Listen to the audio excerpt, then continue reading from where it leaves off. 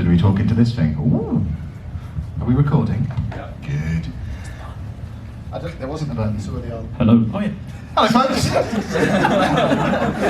I promise I know how microphones work. And welcome to the Football Manager Content Creator Panel, because that's what we've decided we're calling it, even though it's officially not what it's been billed as, I don't think. But so we have to say niche as part yes, of that. we are niche. Are we niche Football Manager content creators? You might be. Years than all of us are. In the unlikely event that there's anyone who's just stumbled into this room having no idea about Football Manager or us, let's do some introductions to start things off. I'm Kev, or lollujo.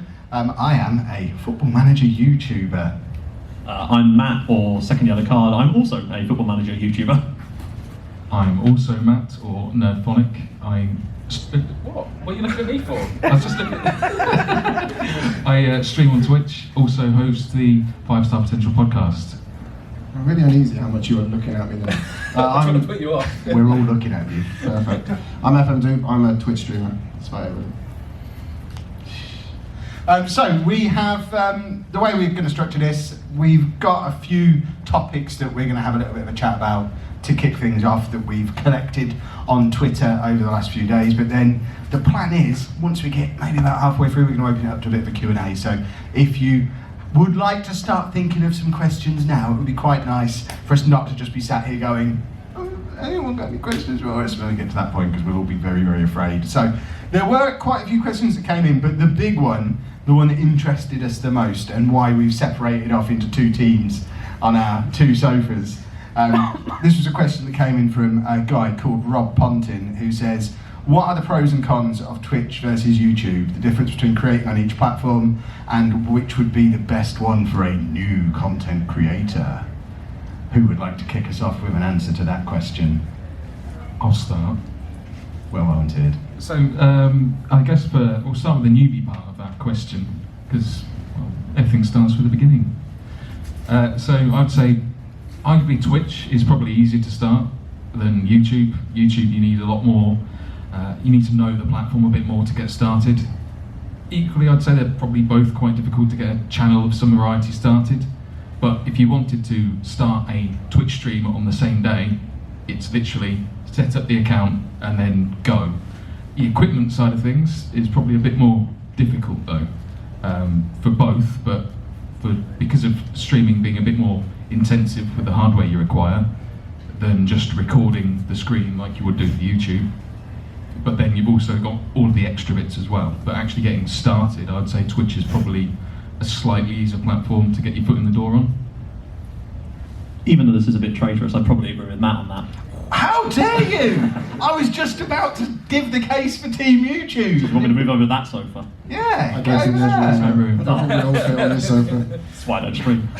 No, I think starting off, I kind of echo what Matt said about how with the Twitch stream you could start that day.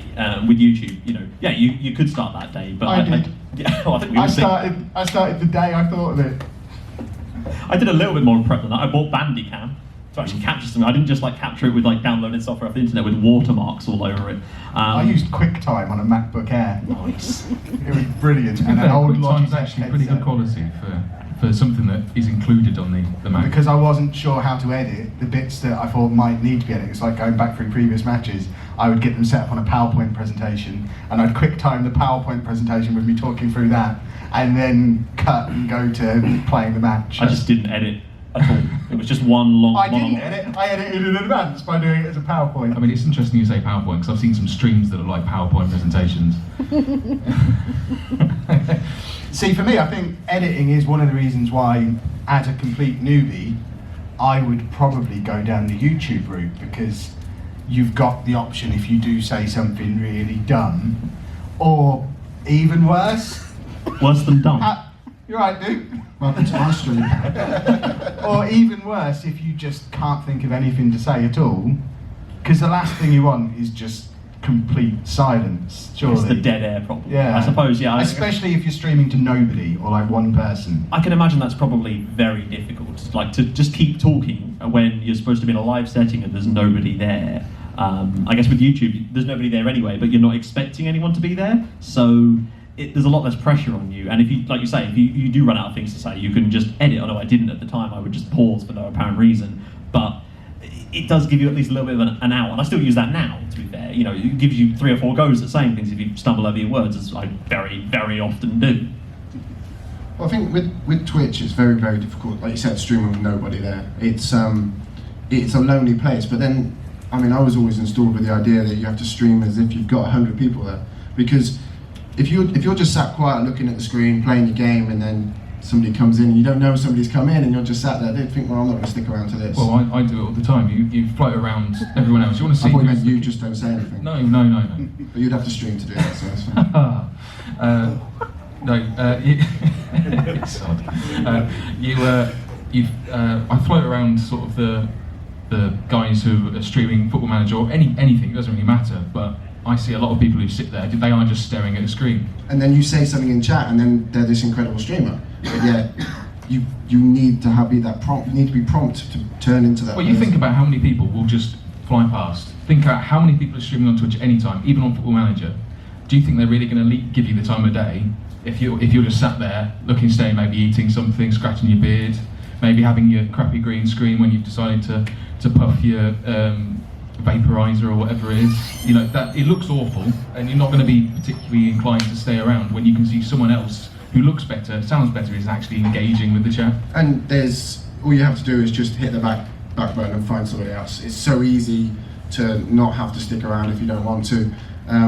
It's just, Twitch is so rewarding when you have established something, because you go live at the time you go live and there's people there already. That's awesome. And you have your loading screen or just about to go live screen, and you sit down with your cup of tea and there's 20 people in the chat already talking. It is so rewarding. Yet when you start and you could literally go 2 hours with nobody talking, it's awful. It really is very hard work. But I guess you have that with YouTube, but the fact that even if you get no views or a couple of views, you can go with that somebody has been there and they've watched a little bit. It's the experience of uploading a video and then it gets like 3 views the next day, and then you realise that all of them were you checking whether the video had any views. We've all been there. At least you get to like your own content. I suppose what's the one like on every video is always me. Yeah, no, I've streamed a few times, but I've never had the experience of having nobody in the chat, because coming over from YouTube, you sort of bring, albeit a very small audience sometimes, with you. So I kind of skip that. So I don't really, I've never not experienced that, but I guess I've experienced the YouTube equivalent of that. That's exactly what I was going to say. And it's the same if you came over to YouTube, you'd be bringing Twitch followers, so you wouldn't get the no views on your video part of it either. So, did you two start on Twitch, or did you start on YouTube and go to Twitch? I failed on YouTube, which is why I went to Twitch. But did you ever have the nobody watching on Twitch? I have, yeah. I'd started on Twitch under a different moniker, Shock. What, last week, probably? In probably about 2013, streaming what became PUBG, but what was Battle Royale, to next to no one. It was me and my friend, and then one guy who'd be basically sat in both of our chats. So we're used to having like next to no one viewing. See, I was quite lucky when I actually dived into Twitch. I still didn't have a following or anything like that, but I decided to actually do a network save with another streamer that's in our stream team called Officially Teach, and there was always that other person. We were in Discord, we were chatting, so even if there was no one in chat, we had the chance that we could talk to each other. And I think that, even though having nobody in there, that kind of made it a little bit easier, because we're not just silent. There was somebody there. So even when we're streaming to 2 or 3 people, and maybe they're all in one person's chat, not the others, you can still engage in that chat, and it kind of helps you out slightly. I guess having another person there for the sort of collaborative vibe means that even if there is no one in chat, you're still talking to that person. Yeah, you've got somebody holding your hand. Like a friend of mine, he's not a streamer in our particular niche, but he's a very small streamer, and I streamed some Fortnite with him a couple of months ago, and he averages sort of between 5 and 6 probably, and obviously on Twitch I believe a couple of those are probably the bots that you get. No, they're my biggest fans. Yeah. Let's not bring them into it. Shout out if you're earbots. Yeah, they're in the back row. And just having an extra couple of people in his ear, I guess, made him talk more, and the stream went up a little bit, even if it was in a particularly saturated niche, like, well, not even a niche, a huge part of the platform like Fortnite. His viewers were growing over the night rather than slipping away because of that, and I think that definitely helps to have another person around, particularly when you're starting out. I need to ask more about this whole streaming to not many people thing, because the way I stream, it's literally just a conversation where Football Manager happens to be going on, because I was probably doing YouTube for about a year before I ever streamed anything at all. And so I've kind of started streaming because people were asking me to come and chat with us, come and do a stream. And so there would always be people in there. So it's just, they ask me a question, I chat with them. I don't know what, I mean, if I'm streaming for a couple of hours with nobody or a couple of people there, I don't know what I'd say. But how do you keep talking for that amount of time? About what you'll make it what you say when you make a video. You commentate on what you're doing, whether it be actual action action. I guess the difference is that when we're making videos, there's not 50 people in the chat asking questions about the video we're making while we're making it. No, but that's what Kev was saying about if there's no one watching it, it's no different to speaking to no one when you're making it. But I do that for 15 minutes and can edit it. Yeah. So I don't know if I could talk for 2 hours. Like you said, I'm very lucky that two of my mods decided to come today, and we were talking about my stream, and they don't know what's going on in my save. And they're there every night. They don't know who my strikers are, they don't know where we are in the league, they don't know anything. Because it's not about the Football Manager, even though we play Football Manager. It's just in the background. There's people that just come just for a chat, and it is just like they're almost the community's turned into, oh yeah, I want to go and head over and just check out how his day went, or oh, somebody's got a job interview, let's go in the next day and see how he got on. And I play Football Manager, but nobody watches it. I noticed that a lot from back in the day when I would watch FM streams. It was more centered around the game, and I think people were almost not ignoring the chat. They just weren't interacting with the chat as much. And then when you guys came along with We Stream FM, when I've watched a lot of your streams, it's a lot more about the community aspect of it. And Football Manager, like Kev says, kind of takes a back seat to that. But I think whenever I've streamed, because it's been a sort of a novelty factor, because I did it so rarely, you just get completely lost in just chatting to people. So I'd have to pick something to do in the actual game itself that didn't require any input from me, basically. There's a reason my stream says is a Director of Football Challenge, and I use Quick Pick, and I can sit there for 2 hours just pressing spacebar and Quick Pick occasionally. Look like you're doing something. Yeah, I don't need to be there. I could get one of those little nodding bird things that Simpson has, and just do the chat, and it would be exactly the same. But you kind of do that as well on you now, don't you? You said without the Football Manager part of things. Yeah, and to me they're exactly the same. Yeah. Doing a YouNow stream, which is just a Q&A without the Football Manager going on, it's exactly the same experience for me. It's less of that motion going on every now and again than a Football Manager. Or drinking coffee motion. Yeah, exactly. It's just the reverse. So that I need to build both sides of my arm. I think with the Football Manager stuff though, previously, I've lost my train of thought, but previously people can watch our content and play at the same time. And a lot of people say that they watch it and they've only got one monitor, so their main monitor is covered by Football Manager and I'm on in the background, they're just listening. So you get a lot of lurkers. If I was to play Battleground, I couldn't play Battleground and watch a Battleground stream because you'd hear the gunshots, you'd think, oh, somebody's shooting at me. So I wonder whether because of the game that we play, it does kind of encourage people to lurk. So doing what I do, I try my best to not call the lurkers out as such, but to, come on, I want to get to know you. I want this to be, I want you guys to stick around, I want to be part of it. I think for some people it's almost like a radio show or like a podcast to have on in the background, because often when I'm home alone or whatever, I'll pop the TV on and just put Twitch on, and it's usually one of you guys I just put on just in the background to have something there and I can hear it and... No, it's fine. And you're right, I use it for that exact function, but you're still listening, but you're not completely engaged. And I think you're right, there's probably a lot of people in the chat like that. Which is probably why you need, particularly on Twitch, where you need to pay attention to actually make sure you are having this underlying narrative throughout. Or those people will eventually get, well, if you're not speaking, they will leave. Yeah. So, and to be fair, I think with YouTube, what you miss with YouTube is on Twitch you can be 2:15 in the middle of the morning and in a suit cheering on a fictional team and waking up the whole house. You don't get that with YouTube. But you do with Twitch. I have presented videos in giraffe onesies before. So. I regularly wear a suit for my Football Manager videos. They're wonderful. Yeah, but like, are you doing it at 2 a.m. in the morning, live, screaming the house down and getting knocks at the door because you woke up next door neighbour's baby? No, I'm doing it at 10 o'clock in the morning, hoping the postman doesn't come to the door. My postman's actually learned now, because I record my videos in my garage, he's learned not to knock on the front door, he knocks on the garage. It's not even louder. Yeah, I don't know how to tell him that's just not helpful, because that really does interrupt me. You need to get one of those on-air lights that you just switch just outside. Or an outdoor post box. Write that down. Like the ones I have in the States. Yeah, that would be amazing. So I think we've answered most of the question that Rob asked, but Matt, you touched on a little bit the differences between the equipment that you would need to do each of them, and I think that does tie into the pros and cons of each, because there's a lot of crossover equipment. I mean, when I started streaming, I didn't buy anything new to stream with. I just used the stuff I was already using for Football Manager. Yeah. But I think, come on, you're the equipment expert. What do you need for both, Matt? I don't know what I'm doing. Well, streaming is a lot more intensive depending on depending on the approach you take. I don't want to get too technical in case I'm going to bore people, but you can. Don't worry, we'll tell you. Brilliant. So for both, you need a good quality microphone. As we've sort of said, that particularly with streaming, people listen to you more than perhaps watch, and if you have an awful sounding video, people aren't going to watch it, because I certainly won't. I will refuse to watch anything that doesn't sound good.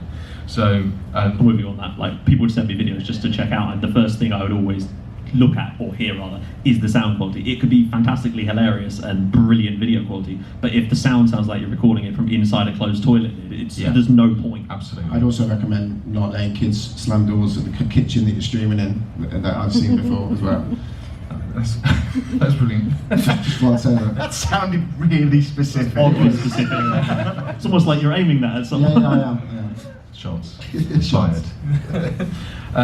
So in terms of computer, really, you can probably get by with a laptop, but I would never advise it. If you don't already have equipment, don't go and buy a gaming laptop to stream from or to make videos from.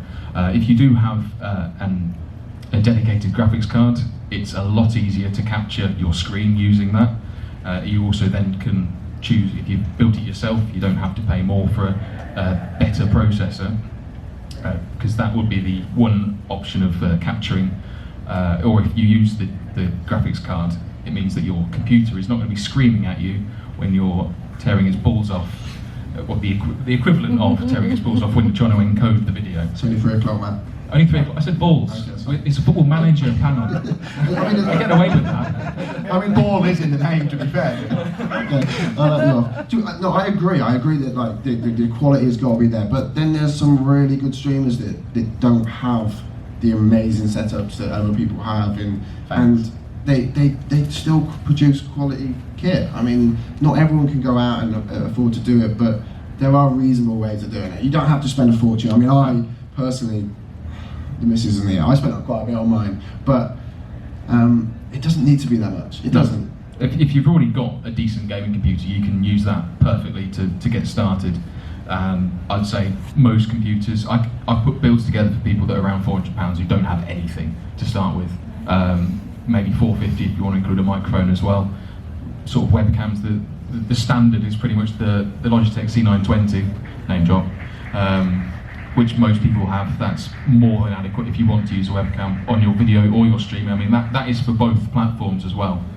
There is a lot of crossover, so if you do want to go down both avenues, you've got that option for either. Yeah, I wouldn't recommend anybody go out and spend a fortune straight away, because I mean, I'm pretty knees deep in this now, so I'm very lucky with what I do and what I've done in my stream and what I get from my stream. I mean, I'm going to California next month because of my stream to go to TwitchCon, so it's very lucky for me, but not everybody is so lucky, do you know what I mean? So you could plow all this money in and expect him to be the next lollujo, and it just doesn't work. It's one of those.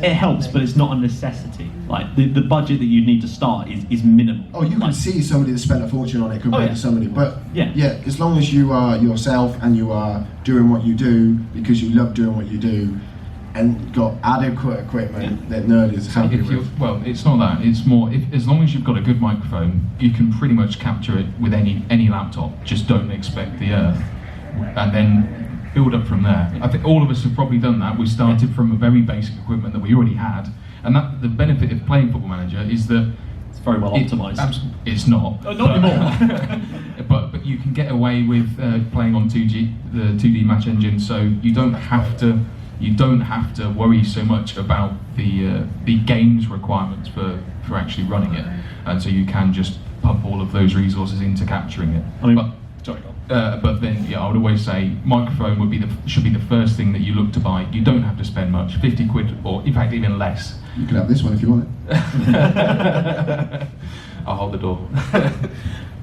Yeah, well, when I started, I simply had like a blue Snowball ICE model, and I don't know why I even had that. I think I bought it because I was doing some Rosetta Stone They course. look cool. They do look cool, but that wasn't my main selling point when getting it. But it did the job. It wasn't fantastic, and it took me about 3 or 4 weeks to work out that I had the bitrate turned down to like the minimum, so it still sounded like crap for like the first 3 or 4 weeks of making videos. But it doesn't matter because no one saw it. I don't want to turn this into a bit of a vendetta against blue microphones, but one, they're not as good as the reason why they're a standard. I don't know why they're a standard for YouTube. I really don't. They're awful.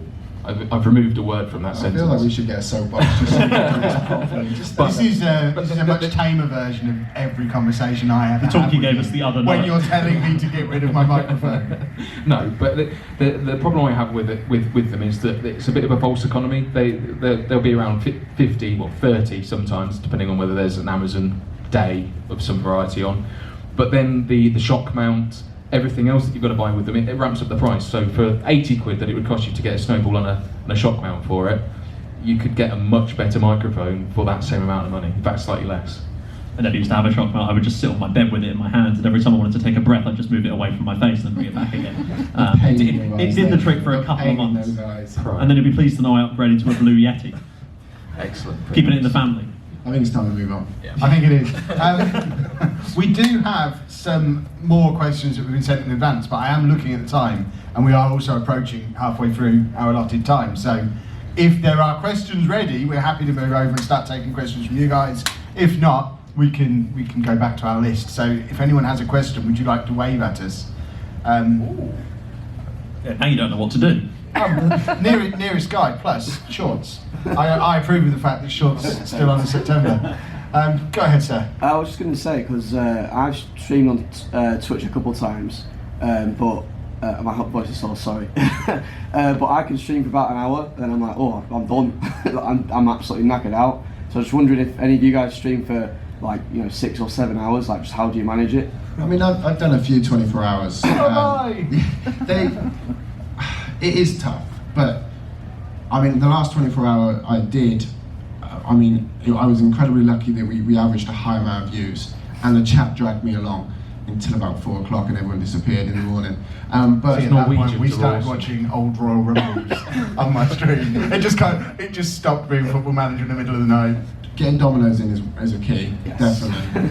But not too early. If you have that in like hour 6, you are ruined. You'll be asleep because of the Yeah. carbs. I mean, I'm assuming you mean like in general, like if you do. So I think it is just pacing yourself. There's times where I can go for literally, I will sit down and stream for multiple of hours, and I can do that night after night after night. And then I take a break from it, and then I mean, like now I've had a bit of a break because my internet's had issues.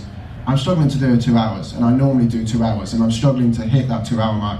It is kind of like training yourself, training your eyes. Make sure, like, I have a bright light in my face, so I can't even say that, but it's just training everything to make sure that you can enjoy as long as you need to enjoy. Keep hydrated is the Like important. water, H2O. But I mean, as long it is honestly over quality over quantity. So as long as that hour that you are doing is awesome, keep doing an hour, man. Yeah. But if you want to go longer, just try and eke it out. Extra 20 minutes here, extra 20 minutes. But you've got to keep that quality. There's no point doing that extra 20 minutes.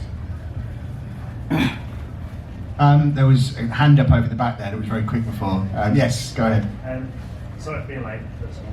That's all right. Did you bring snacks? I did. Sorry, no. Oh, You're in the middle of get 'em nowhere, out. isn't it? You kind of fix the problem by playing a game that comes out with a new version every year. But I think one of the issues I found with focusing on niche, which I think is probably the only way you can really grow now, as opposed to being a one-way, is trying to then move away from that. I'm trying to move away from that first breakout game. Have you got any thoughts? Oh, believe me, I've tried. I've tried different from- many times and officially announced for about the third. I've been doing YouTube nearly 3 years. Is it a gaming channel or a Football Manager It's a channel? Football Manager channel now. I officially announced for about the third time in 3 years, a few months ago, I am just a Football Manager channel. But I can guarantee as soon as we hit the FM19 peak and it starts to go down again, like, I don't know, spring next year, I'll be tempted to try whatever the flavour of the month is, and I'll bring a few videos out here and there, and nobody will watch them, and I'll persist with it a little while going, but I'm enjoying it, it's okay, while secretly hating the world, and then I'll just continue doing Football Manager. Do you think that you might have had more enjoyment and success doing that? I assume you put this on your main channel when you did this. Like, do you think you'd have had more enjoyment doing it, putting it on a brand new channel that was completely, like, I'd done this, and I had a little bit of a nice time with it for a couple of months, but at the end it was just too much work to make all these extra videos and extra games, and it was different doing it like that because it was starting a brand new channel from scratch, and you kind of have to do it all over again. And I guess the logic in my mind was, if I can do it once with Football Manager, I can do it again. That is not true. Nice. If you find a niche, that's good. Maybe just try and grow within that niche. Any niche can get bigger and bigger. When I first started doing Football Manager, the biggest YouTuber on the platform in our niche had maybe 15,000 subscribers, and now there's two with more than 50,000, which is a huge amount in what is essentially watching some dots go around on the screen for 30 minutes. There are people who have kind of pushed the edges of the niche, and I think the key is to find games that are very similar to what you're already playing. 100%. My most successful other games, Total Extreme Wrestling, is a game that I've had quite a lot of success with because it's very, very similar to Football Manager. It's basically Wrestling Manager, and there are people who played Motorsport Manager and stuff like that. Seems to work quite well. Wouldn't even necessarily say that it's sort of looking to get out of your niche. You also need to consider the style of your content. So the game that you play, you need to consider, will my style of delivery actually translate well to that?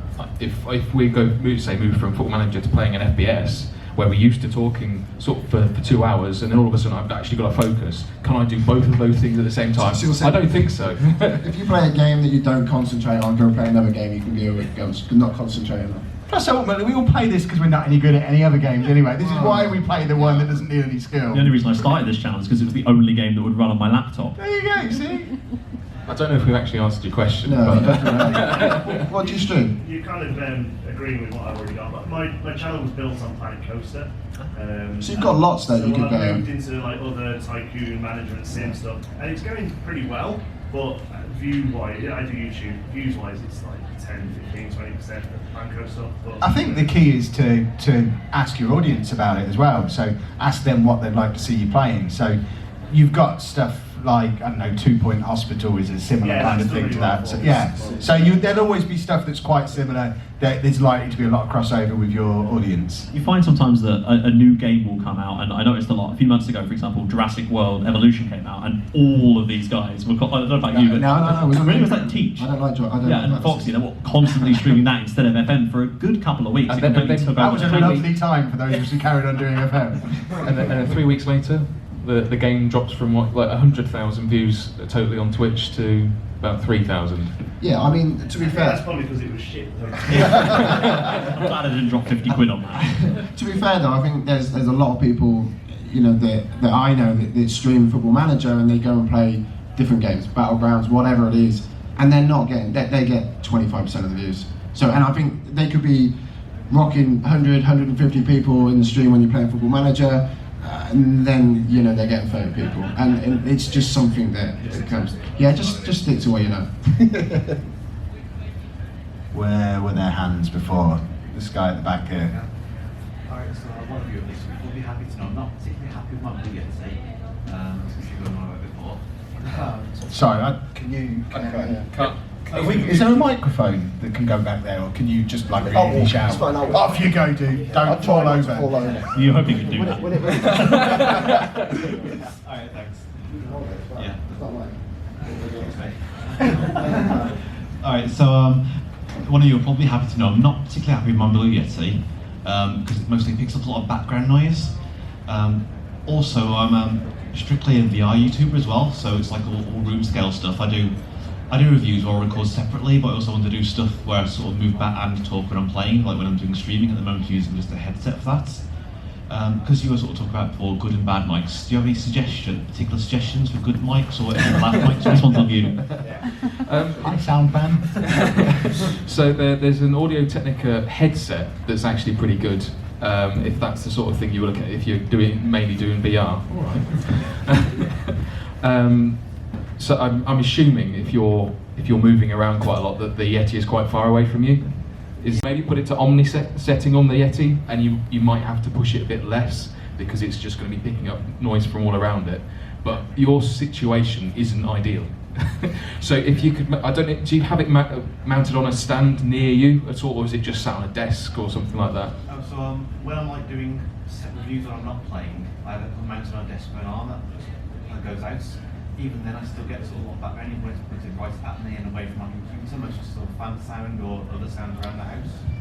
Matt, cover your ears for a minute. One of these fellas might do the job, just like It really won't. It really won't. No, I use them all the time for vlogging from like 8-10 feet away, and they're fine. Have you thought about noise gate just when you're editing the videos? Because I mean, I get a lot of that background noise from my Blue Yeti, and I was talking to Matt about this the other night. And the only way I found to get rid of it, I don't know if you use Adobe Premiere when you're editing, but there's, I don't know if it's the Creative Cloud version or an older version, but there's an adaptive noise gate you can use. And I find that if I turn that right down to like minus 40 decibels, it will, the start of the video for some reason you'll be able to hear the sort of humming of the computer fans. Because it's adaptive, so it's learning as it goes. And by about 2 minutes into the video, it's just dead, gone. That seems to work for me. Let's say if you're looking to upgrade the microphone itself, you need to find something that's got a closer pickup pattern to reduce the amount of ambient noise you're picking up. So you don't even need to spend a lot of money. One of my favourites to suggest is the Samsung CO1U Pro. It's a super cardioid microphone, so it has got a tighter pattern. So go. All right, but that's about 60 quid. So it's a decent microphone. It only has the single polar pattern as well, whereas the Yeti you're effectively paying 100 for 4 polar patterns that you don't really need. You can Extra polar patterns. My word. That's what the kids are talking about. What now. a waste. That's what they're all talking about behind the bike sheds, honestly. I know. if you do want actual so we can move on to the next question. If you want specific advice, tweet me. Plug. DM me. Nerdphonic, but probably by the end of the week you'll have changed his name to this. If you do want genuine advice, then just tweet me, and I'll help you out. This guy down here. Hello. Mainly for the YouTubers, but when you're making content, how often do you make videos that you feel aren't really worth uploading or aren't proud of? And like, how many years have you got? They're two very different questions. And like, what's the thought process of like thinking, people will probably like it regardless, a certain percentage of the audience, but what do you go through when you find one of those videos that doesn't work? I was going to step in if you don't mind. Just go for it. I have like this creative block sometimes where I don't want to put something out if I don't feel it's good enough, and I have this conflict that's internally going on all the time. If I want to put out a video of, am I actually happy with it? Like if I notice a bit of green screen that's dodgy, that you have where you've not quite centered the camera properly or anything like that, it really bugs me. And when I see other people's videos that do that, I think I don't know how they've got past that to actually accept uploading it. How did you like that whole season of Football Manager I did where I didn't even use the chroma key and just had a green cloth behind me? My standards are low. But I mean I have my conflict between wanting to make every video I make better than the one before. I would always ask myself that. The answer's not always yes, but then But then I also have that done is better than perfect as well. So there comes a time where I would rather put out 5 videos a week that are good enough rather than, I mean, I look at something like Dr. Benji as an example. I couldn't make Dr. Benji level videos. I don't know how he does it 7 days a week or how. Sometimes more than 7 days a week. He must have hours in the day that don't exist. I could not do that. If I tried to make videos of that quality, it wouldn't be possible. I could maybe do 1 or 2 a week and they still wouldn't be as good. I have tried to do that, and it's part of the reason I had to stop doing YouTube for 2 years. It burned me out so quickly. I think I got maybe 2 seasons into a save, so maybe 30 episodes of daily content. And it wasn't anywhere near as good as that. It was trying to edit with the same level of nitpicky and try to really not over edit, but like really go for little tiny things. Like I would do like 3 or 4 passes through it. I'd color code everything to make sure I knew what it was and all this stuff. And I think the videos were decent. It's like my highest viewed series ever on the channel. And at the time, it was getting me more subs and views than I'd ever had before.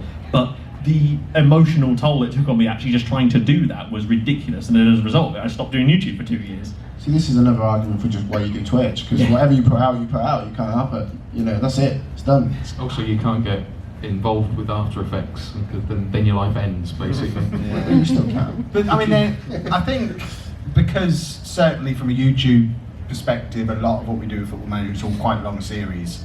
So it's difficult to just drop an episode completely. Basically can't. Yeah, if it's important if it's a meaningless one that is just there because otherwise it'd be too long a gap between videos. Just kind of accept that you're not going to get the views. Yeah, you could potentially move it on. Okay, that one was really rubbish. I'll just do the next 2 games instead. But if it's the Champions League final and you just mess up the video, I mean, I've had a Champions League final where I didn't turn my microphone on, so I had to use. Luckily, I record my face cam on a separate camera as well, so I had the camera audio.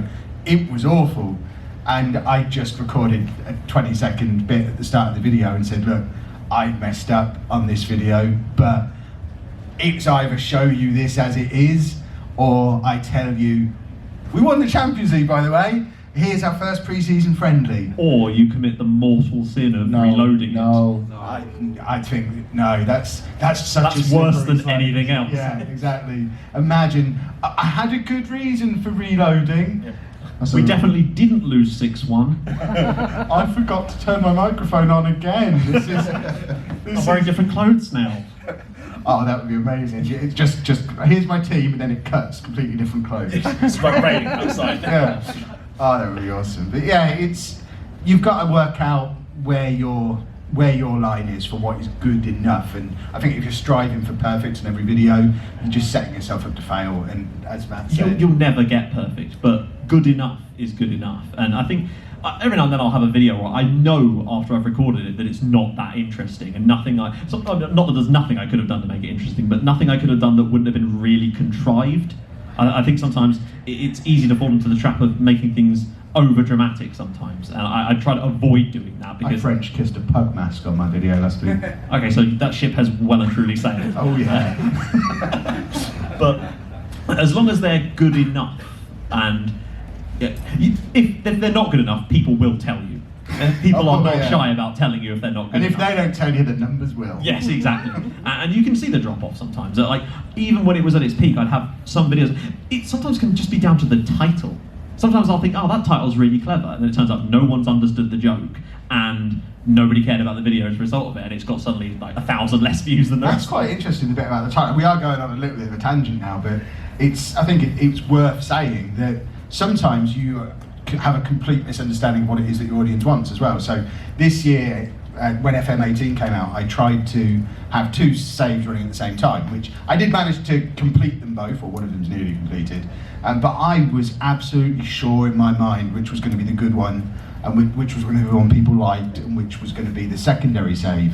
And it turned out that I just got that completely the wrong way around when I look at my numbers. And the first episode of one of the series that I kind of rushed through and finished to give the other one time to breathe has had like 200,000 views, and the first episode of the one that I thought was the big one is on like 35,000, and it's just okay. So I got that a little bit wrong, and I've rushed the first one. And what do you attribute that to? I think the randomness of like the way that obviously with a game like FM, it throws up weird scenarios sometimes, which can make things interesting in situations when perhaps they wouldn't be. I mean, the one that didn't do as well was the one when I went along and worked with a real football club and did all the team talk stuff and made what I thought was just this really, really cool video that maybe not. Maybe people just want to watch Football Manager stuff. Or it could just be because the series that did well had the same name that I've been using for my Football Manager stuff for the last 2 years. It was called Non-League to Legend, and people recognise that name now, and because of that they clicked that one, and maybe never even,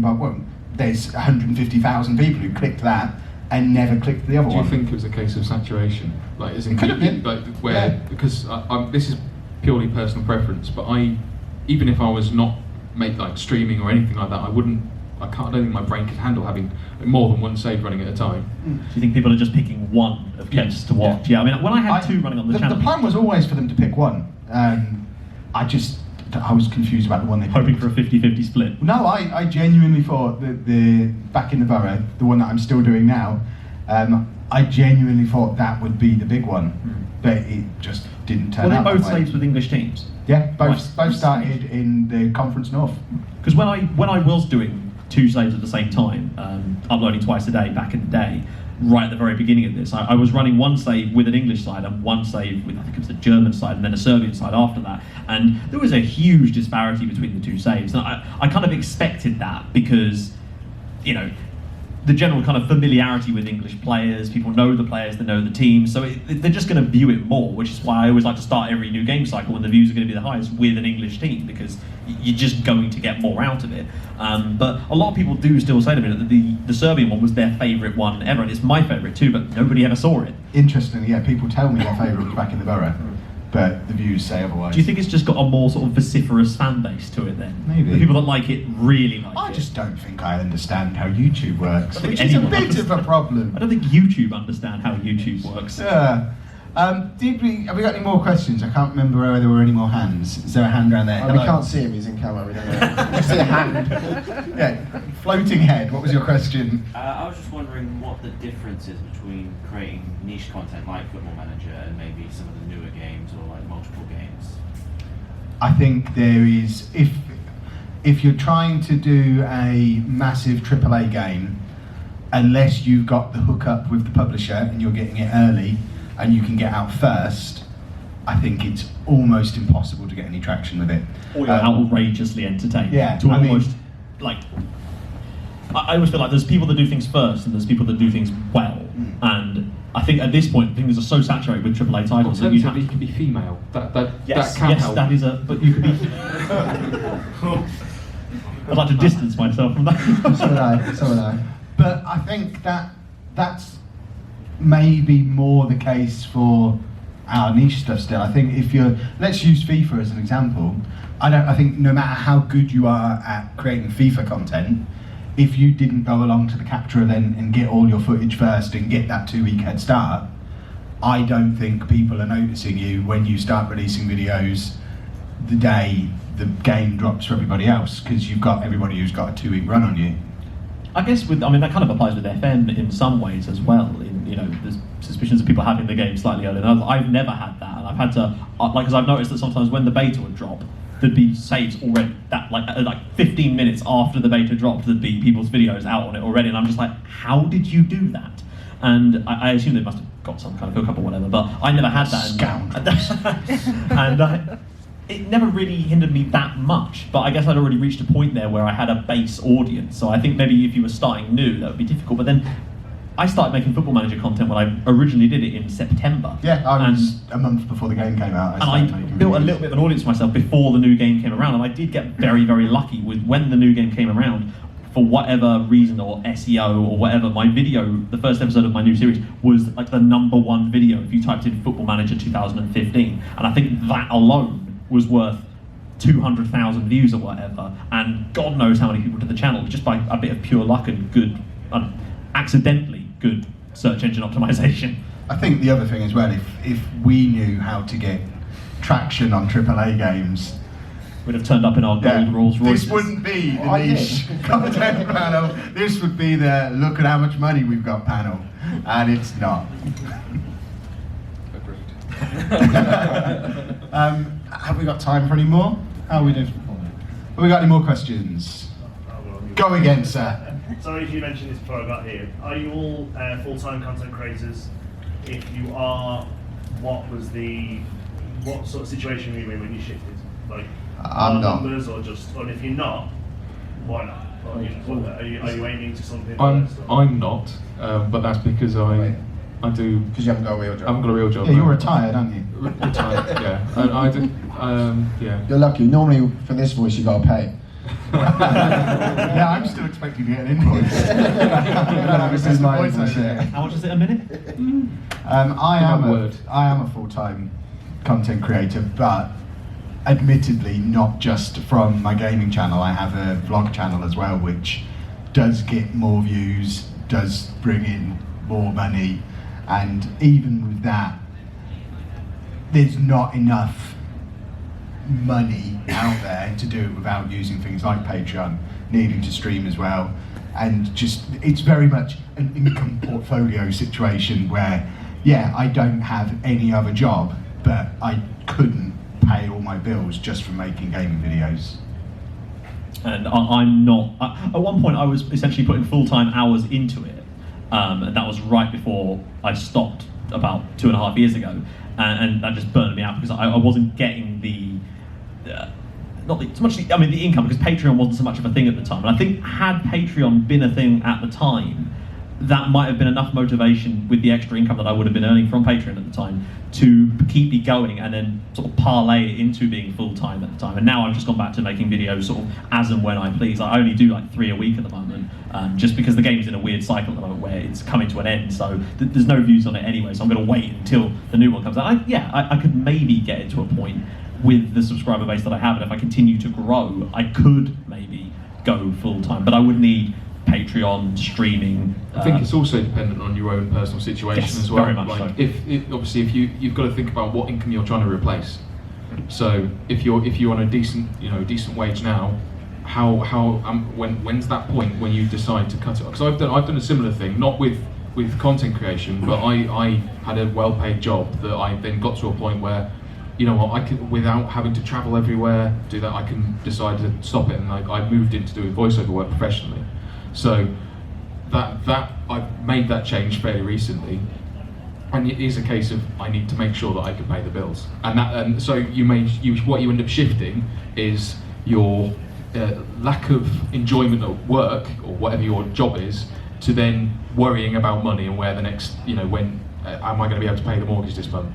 So you may be more. It's not the nice thing as what you think it is. Whatever you do as a job, whatever piece of work or whatever work is classed as for you, you will always have some form of worry. You just replace it with something else. So it's not, I wouldn't say that it's the most amazing thing, and I'm not trying to put people off either, because I think it is like the dream for some people, but once you become an adult and actually have to start paying for things yourself and not living under mum and dad's roof, that's when real life actually hits. And so actually trying to do it full time, you realise you actually have to work, and you may actually start loathing that as a job as well. Because I've noticed that myself. I used to really enjoy doing reading audiobooks, and now I'm thinking, oh, Pete's sake, I've got to now do this, I've got this deadline to meet, and so I'm doing the same things I was having to do as I was getting paid by an insurance company to do, but I'm doing it for myself now, and it's all on me, rather than I can just decide to sleep in the cupboard somewhere while someone else does the job I'm supposed to be doing. It is a very risky world though, isn't it? Do you know what I mean? It only takes